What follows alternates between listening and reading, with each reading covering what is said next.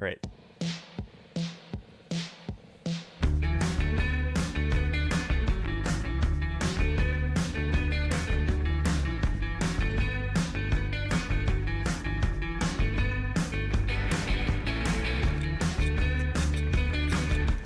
Back here on the mini mix, we got another new mini mix, don't we, Kirsten? Yes, Will. I don't know why I said it like that. I don't know. All right. We do have another mini mix, though. Yeah. Now everyone's Weird wound energy up. right off the bat. I don't know. It's great. It's a good day. It's a beautiful day. Yeah, it is a beautiful is. day. Welcome to the mini mix, Tina Haig-Rowe. Hello. Tina's back. I'm here. I'm here for the weekend. It's very good to see you again and to have you here coming into the station to share some time with us. Thank you so much. It's an honor. Well, and you spent quite a lot of your life up here in Cook County, but for folks who maybe don't know you, some of our listeners who aren't familiar with you, how might they know you, or I guess kind of how do you introduce yourself to folks? Sure. To folks up here. Yeah. So I grew up in Cook County, class of 2001, if you'd like me to be dated for you. Yeah. And took a sojourn into the cities for college, lived there for a while, and had a life there. And then about 10 years ago, moved back up here with my husband and our family. And we lived here. I was working at Hedstrom Lumber for quite some time. You might have known me from there. And also did a lot of music while I was up here, including at Radio Waves. So great connection at WTIP. That was pretty fun. Been on the theater at the Playhouse too, and that have been working with Sue Hennessy for a long time. Really fun to be back up here for the musical this weekend and watching that. And 3 years ago or so, was offered a job down at Castle Danger Brewery in Two Harbors, and went down there and accepted that and moved my family down there, which was a little bit heartbreaking to be leaving Cook County. But because we're only 90 minutes away, and both my sets of parents, who are community teachers, coaches, etc., still up here, we come back and forth a lot. I didn't have to leave all our friends behind. Yeah, I was going to say, we still see you up Yes. here Yeah. pretty often. And not just to see family, you also, as you mentioned, you were doing a lot of music while you were living here, but you also still come up relatively regularly, not as much this summer because your musical collaboration partner is in Alaska for the summer, but you are up here pretty often performing as the Tina half of Tina and Drew. That's right. And Drew, one of my favorite people in the world to make music with. And by the way, if you didn't know, he just basically tells me what to do in the band. If you like that music, it's because Drew's good at choosing the music. I didn't know he was in Alaska. That's awesome. Yeah, he actually went up there, took his whole family up there, and is doing some timber framing work up there while Lisa, his wife, is doing some biology research. She's on a sabbatical, as I understand it. So they're having a good summer, and so you haven't seen me around. No. But you are a musician. You're a singer, which is, there are a lot of folks who maybe grow up singing, but they don't necessarily continue doing it as part of, like a musical career. So can you talk about, what was your background with music growing up and what's kind of the draw to it now, even if you were working mostly, in the business world, but still making time for music? Sure. Yes, I am a business person at Castle Danger. I'm the managing director there. I can confirm, very fun to work at a brewery, especially one with great owners and a lot of fans. But the music in my blood has been there a long time. And actually, I do have another side story for that later. But as a kid, my dad played a lot of music. He did a lot of Motown, a lot of blues, jazz, things like that as a kid. And other things from his childhood, whether it was Simon and Garfunkel or whatever was going on in the 80s, which is when I was born. My parents listened to a lot of music. My mom had a more classical bent. Us kids would dance around on the living room floor to crazy classical music mixes on cassette tape to entertain ourselves before the age of internet and, when it wasn't nice out. So music was something that surrounded me. I started piano lessons at the age of 5. Piano is a very much multitasking instrument. And And I had a lot of fun with that, did well with that. When we moved up here, I was born in Duluth, moved up here when I was 9, and I kept going with that. And we didn't have much of a choir, nor was choir as popular as band in those days. A little bit of a switcheroo now, I would say. So I did the band, played French horn in the band. Didn't like that for pep band, so I picked up the trumpet. Just playing around. Sometimes I would just bring a tea kettle to the pep band and just bang on the tea kettle.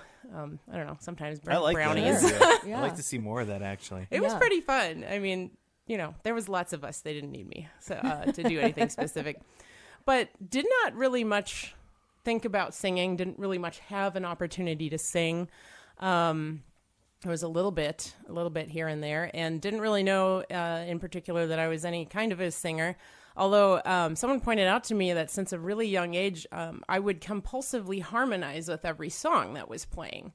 So it was just something that I did because singing the same thing as I was hearing was a little bit dull. So I guess that was kind of why I started singing, just to make a different sound than there was there before. That was fun, and once I moved up here, I started getting involved in the theater, and eventually Sue Hennessy came here for the first time in the year 2000 and was there directing her first musical, which was Little Shop of Horrors, coming in to do the high school musical and not knowing the undercurrents of the high school students. And we had a really interesting audition that actually will be part of my story later. Oh, okay. I got to build the suspense. Well, great. And so now singing, obviously a huge part of your life still. I imagine that's part of kind of having a creative outlet as you do business person things otherwise. Well, so let's talk about the music you listen to now, though. So we have a little bit of your background, but what are you drawn to now? What typically are you going to be listening to?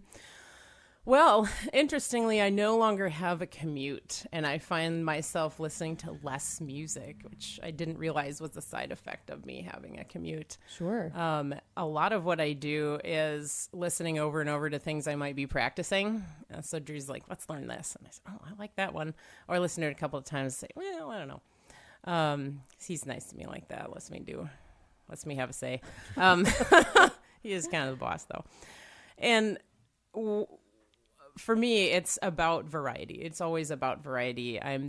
Maybe this isn't that unusual, but I'm the type of person with a many hours playlist of everything all at once.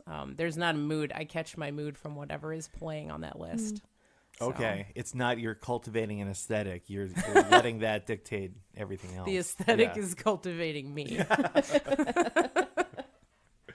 I like it. So. Very good. Well, I'm interested to see what you've picked out for your music then, if you've got such a varied background and history with singing. So should we get into what the songs are? Sure. Let's do it. Yeah. So I think a year or so ago, Castle Danger wanted to do a little social media series that highlighted the employees. And so they had anyone who's interested choose a walk-up song, and they shot a little walk-up video. It was adorable. And it's really difficult for me to pick a favorite this or a favorite that. I was actually worried about picking out songs for this, but it seemed that they actually came to me pretty easily when I thought about the stories instead of the songs themselves. And for that one, I chose Aretha Franklin's Respect. Like I said, my dad played a lot of songs like this when I was a kid, and I just heard them on the radio. I didn't know who was singing or how they were singing.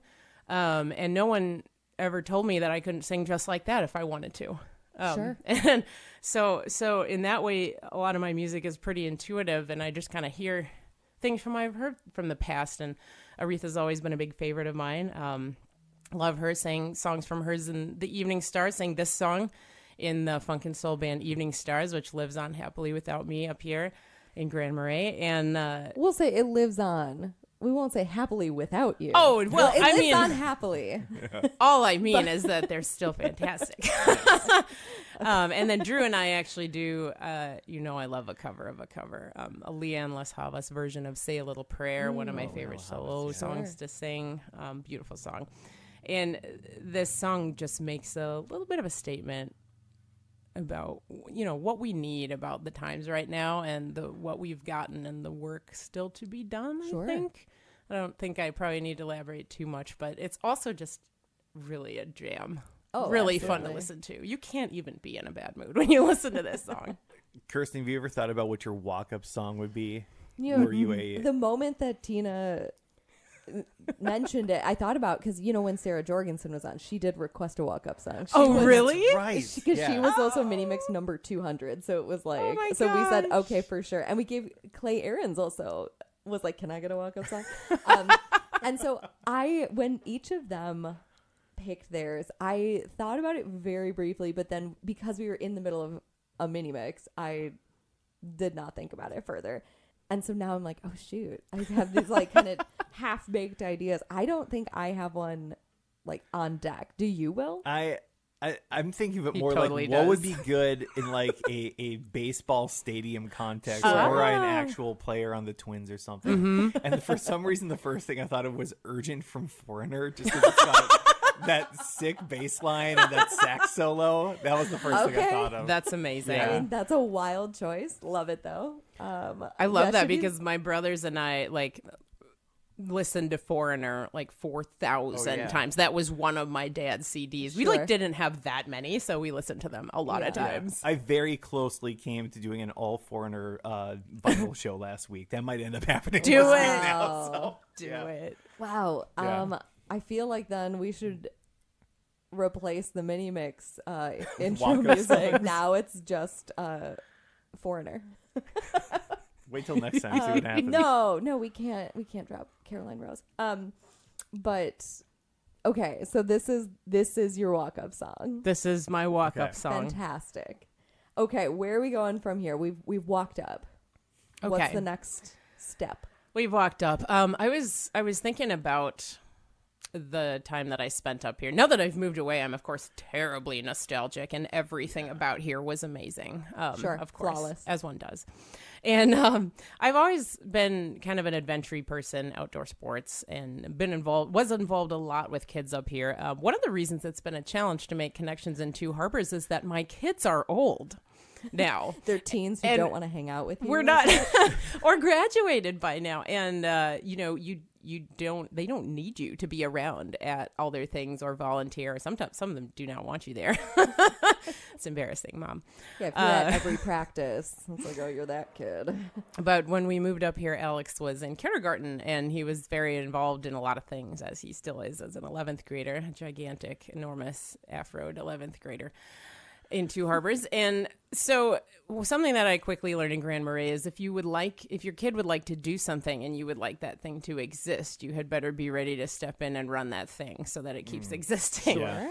And the most fun thing that I did in my time here was to be the director of the Youth Ski League, which was a really big program at Penn Christian, which I also happened to be in here as a child. So fun, super legacy there. North Shore Ski and Run Club has kept that going for many, many years. And just the memories at Penn Christian Mountain with that program were really fun. Met so many amazing kids. You get to go out. Sure, you're teaching them to ski, but you get to listen to their little stories and drink hot chocolates and learn some things. They go fast, watch them grow. And some of them go on to be pretty talented high school skiers too, which is really fun for me. I was not particularly talented myself, but I am very patient with children. So that worked for me. And my favorite thing that we would do, just Alex and I, was on clear nights in the winter, we'd go to Penn Christian and we would do what he called a star ski. So there's a lighted loop there, which is wonderful, and we'd go on that. But we'd also go off trail and turn off our headlamps, and we would ski around semi-dangerously in the dark and look at the stars and see what was all up in the sky. Sometimes the aurora, very exciting. And eventually, we started playing this song every single time we were going to go on a ski together in the evening, which is Top Loaders Dancing in the Moonlight. And then we would sometimes feature star skis on those moonlit nights. And then for a while, the club was having, moonlight skis. I'm not sure if they still do, but The vibe of the song is relaxed and friendly. Everyone's in community. Alex and I have got an adventure buddy legacy that continues to this day. So I really love that for us. And for me, the song's symbolic of our need for fun and whimsy and dancing, kind of connecting with each other, with the world the way it is. And so I still find it really inspiring. Is this a cover of the King Harvest song? I have to assume so. Okay. It's just my favorite version of this song. It's definitely not the original. Yeah, I don't know anything of. about this, but Oh, maybe not. Yeah, I've not Okay. heard this version of it. You can so judge it's me after. Fun. Very good. Great. Okay, love that. What rounds out your mini mix? Sure. So my earlier story. So I was in plays as a not particularly good actor and definitely not a star as a middle schooler and a high schooler. That was really fun for me. And I really wanted to audition for this musical, this big musical they were going to have, Little Shop of Horrors. And as I mentioned, it was Sue Hennessy's first musical, and I just would just like to send a lot of love her way because she is done this year after this huge legacy. And so I have now attended both her first musical and last musical, which is a special moment for me. And she's really built these programs and this legacy in the community. And just want to give a big shout out to her. But at this audition, as a 16-year-old, I was far too lazy and also a little bit, I'm kind of person who has a hard time asking for things, right? So I don't want to ask somebody to do something. Far too lazy to find an accompanist for an audition song. So I said to myself, what can I sing all by myself? That is interesting. Not really knowing in particular whether I was any kind of a singer. Well, was this also, to clarify, were you looking to sing a cappella or were you going to accompany yourself because you had some piano background? I am a piano player, but it turns out I'm the world's worst multitasker, Yeah, and no amount of practice allows me to play and sing at once. Yeah, that's fair. Absolutely no. It's a lot I've of tried. things. It's very bad. One time, Bill, the pastor at Hoveland Trinity Church, actually pulled a tambourine out of my hand and looked me in the face and said, "Never again." That's Whoa. amazing. Oh, I have such a good That's visual of this. Scathing review from a pastor. We like Bill too, but And he that's was amazing. right. I mean, I don't even blame the guy. It was bad. And so I come into the room, and also I wanted to tell this story because the other person in the room, Sue, was the director of the play. The musical director of the play was none other than Mark Abramson. Oh. And, we're all thinking about him this year. And he knew me. We've interacted in the community for a long time. And his voice and hands have also left an amazing legacy in the community. So I was pondering this. And so I walked in and I opened my mouth and just belted out some kind of bluesy version of the Star Spangled Banner. Sure. And what do I know? I leave. And Sue tells the story better, but like they just look at each other like, what was that? And who is this singing here? Because apparently that song was really hard, but I just didn't know. Like I said, no one ever told me I couldn't sing any kind of way that I've ever heard before. So it's amazing when you're not pigeonholed what might come out. So I ended up getting the role of Audrey in that play. It was extremely fun, and that's where I learned Audrey's I could the sing. plant, right? No, Audrey's Audrey, the girl. that's Audrey Audrey's the- too. oh, She's the girl. Audrey, Audrey, not the star. Yeah, that's Audrey too. Okay, so you're not the wrong. Human is Audrey the human is the girl. She's like the. Yes, she's like the love I've seen the interest. movie from the 80s. Sidekick, But yeah. It's been a while. Yes. And another fun piece of that story, and that kicked off. Sue tells me often that one of her favorite things is she'll be in the audience where there's a musical going on, and she hears someone behind her goes like, "Who is that?" And she'll turn around and be like, "That's your child." And that was a little bit of a moment that we had in that first musical together. And then a few years ago, while I was still living here, Sue decided to bring back that show. And I auditioned again and played Audrey again. You didn't get the promotion to Audrey too. It was, there are definitely better voices for that than mine. And so that was a really fun thing to do again. And again, legacy of the Grand Ray Playhouse up here being something really special here in the community. So my idea was, and you can let me know if this is too silly, what if I just sang it? The Star right Spangled now. Banner? Right now. As your third one? As my walk-off song, if you will. I mean, Will, I'm Are you going to do it in the into bluesy it. style? Okay, interesting fact. I have now sang the Star Spangled Banner at many a venue, sports, outdoors, funerals for veterans, or anyone that asks.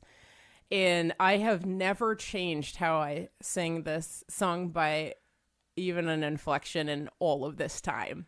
I love that. That's why I thought it would be kind of fun. And what you said earlier, it's like I didn't know that was a hard song. And I think over the years, there's been like talk about that. Like, this song is too hard to sing. It is hard, especially when you have just a anthem. bunch of loose people who have no singing experience and they're expected to sing it as they stand in the bleachers. Yeah, like that's and insane. There's been an undercurrent of we got to switch it to America the Beautiful because it's way easier to sing. But no one knows the words. I don't think anyone's going to do that. I think given the story and the context, we should do it. Yeah. I think we should. So, all right, great. Sure. Fantastic. Well, then we'll listen to your first two, and then we will come back for the Star Spangled Banner. Anything else you want to say before we listen to your mini mix? I just am really proud at how WTIP has persisted with everything that's going on, and it's so valuable to the community. And even though I'm not here, I'm thinking about you guys all the time, and just want to say how happy I am that this is still a thing for this community. And like I said earlier, it's really an honor to be here in every way. Oh, thanks so much, Tina. Yeah, it's an honor to have you. For sure. And telling us all these great background stories of living here in the community is really heartwarming. Yeah. All right, should we get into some Aretha? Yeah. Let's do that to start things off here with Tina Haig Raways first mini mix here.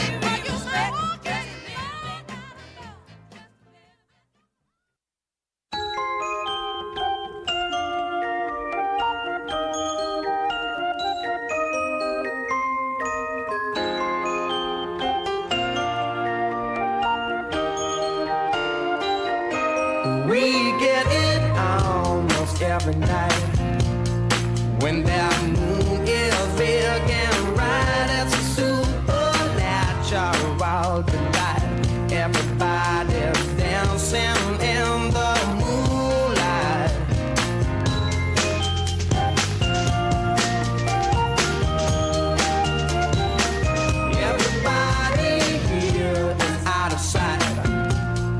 They don't bark and they don't bite. They keep their screws to keep it tight.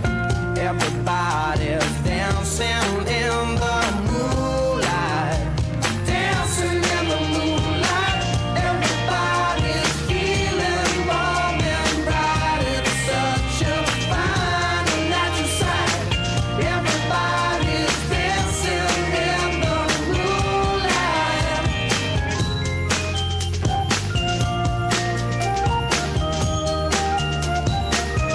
We like our fun and we never fight. You can dance and stay uptight. It's a supernatural delight. Everybody was dancing in the moonlight. Dancing in the moonlight. Everybody's feeling warm and bright. It's such a fine and natural sight. Everybody's dancing in the moonlight.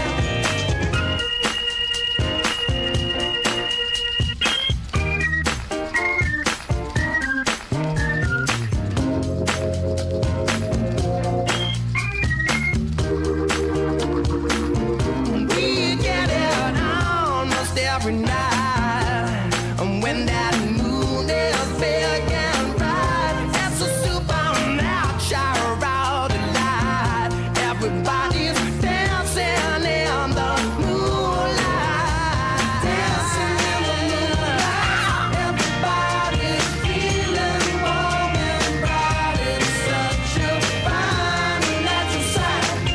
Everybody's dancing in the moonlight. Dancing in the moonlight.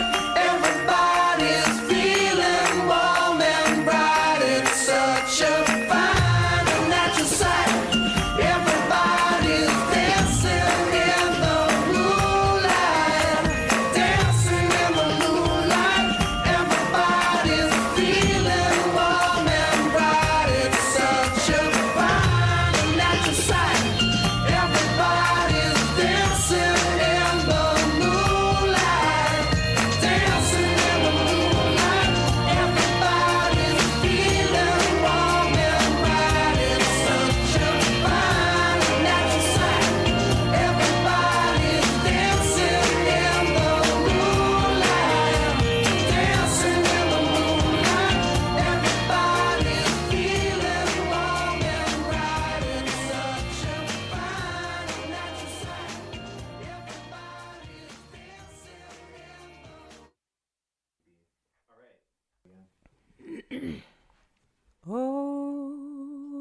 Oh, say, can you see by the dawn's early light what so proudly we hailed at the twilight's last gleaming, whose broad stripes and bright stars through the perilous fight o'er the ramparts we watched were so gallantly streaming, and the rocket's red glare, the bombs bursting in air, gave proof through the night that our flag was still there. Oh, say does that star-spangled banner yet wave o'er the land of the free and the home of the brave.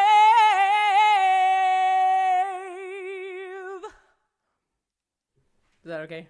That's great. Yeah, that was okay. What do you think? Was that okay? Yeah, that was amazing. Now can you Now imagine I'm their like, faces? Yeah. They were like, who the f*** are you? Oh man. Great. That's so good. Keeping that part in. Tina, what did we just listen to? So I imagine you can see why they were surprised. Yeah. And that was the Star Spangled Banner, interpreted by 16-year-old Tina Haig at the time, circa 2000. And before that, we had Top Loader's version of Dancing in the Moonlight and the iconic Respect by Aretha Franklin. Fantastic. What a wild ride. It's really fun. Also, a true mini mix first on this one of having someone in studio perform one of their own the Belt track. one out. Yeah. The gauntlet's been thrown down. The wall's been crushed. Now that is opening the door for anyone else to do that. Yes. So We would welcome good. some challengers. Any other local musicians or aspiring musicians or just music enthusiasts who want to come in and sing a track? sing a track. Sing a different national anthem. Ooh. We need no Canada. Yeah.